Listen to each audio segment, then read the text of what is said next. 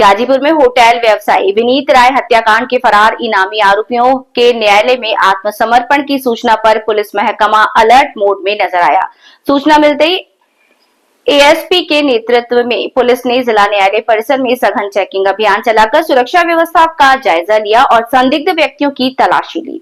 गाजीपुर जिला न्यायालय परिसर में उस समय पुलिस की हलचल बढ़ गई जब सूचना मिली कि विनीत राय हत्याकांड में कुछ फरार इनामी आरोपी गुपचुप तरीके से न्यायालय में आत्मसमर्पण या हाजिरी लगाने की कोशिश कर सकते हैं। सूचना के आधार पर एएसपी राकेश कुमार मिश्रा की अगुवाई में पुलिस बल ने पूरे न्यायालय परिसर में विशेष चेकिंग अभियान शुरू किया। अभियान के दौरान पुलिस ने वकीलों के बैठने के स्थानों, न्यायालय परिसर के विभिन्न कक्षों तथा वादकारियों के आने जाने वाले मार्गों की गहन जांच की। इस दौरान संदिग्ध दिखाई देने वाले लोगों से पूछताछ की गई और उनकी तलाशी भी ली। पुलिस ने परिसर की सुरक्षा व्यवस्था का भी निरीक्षण किया। एएसपी राकेश कुमार मिश्रा ने बताया कि पुलिस को इनपुट मिला था कि कुछ फरार इनामी अपराधी गिरफ्तारी से बचने के उद्देश्य से न्यायालय में सरेंडर करने का प्रयास कर सकते हैं। इस सूचना के आधार पर यह विशेष चेकिंग अभियान चलाया गया। उन्होंने कहा कि न्यायालय परिसर पहले से ही संवेदनशील क्षेत्र है और किसी भी स्थिति से निपटने के लिए पुलिस पूरी तरह सतर्क है। गौरतलब है कि चर्चित विनीत राय हत्याकांड में नामजद 1 लाख रुपए का इनामी आरोपी कमलेश बिंद पुलिस मुठभेड़ में मारा जा चुका है, जबकि कटरा गैंग का सरगना और 1 लाख रुपए का इनामी शंकर पांडे समेत अन्य आरोपी अब भी फरार बताए जा रहे हैं।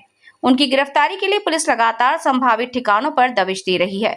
वहीं प्रशासन फरार आरोपियों के खिलाफ सख्त कार्रवाई की तैयारी में जुटा है। पुलिस और प्रशासन का दावा है कि जल्द ही शेष आरोपियों की गिरफ्तारी सुनिश्चित की जाएगी।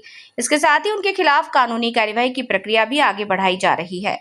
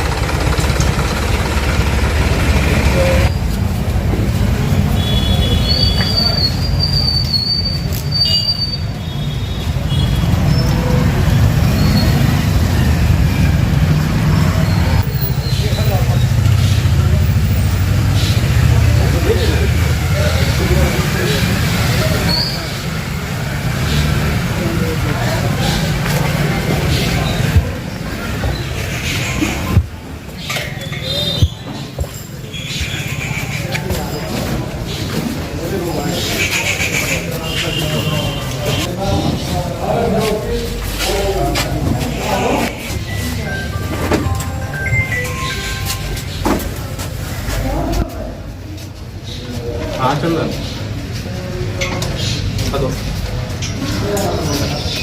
बंसराज के क्या भेज अपने क्या इसी सर कोर्ट का नाम है गुलाम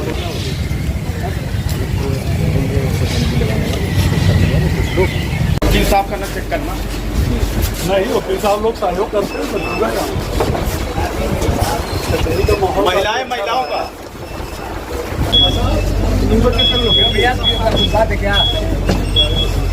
अरे अपने कचहरी का चेकिंग ऐसी कोई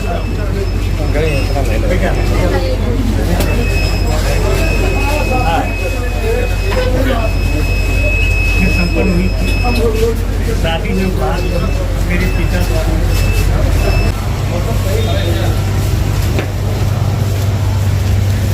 कितना खोल रही है।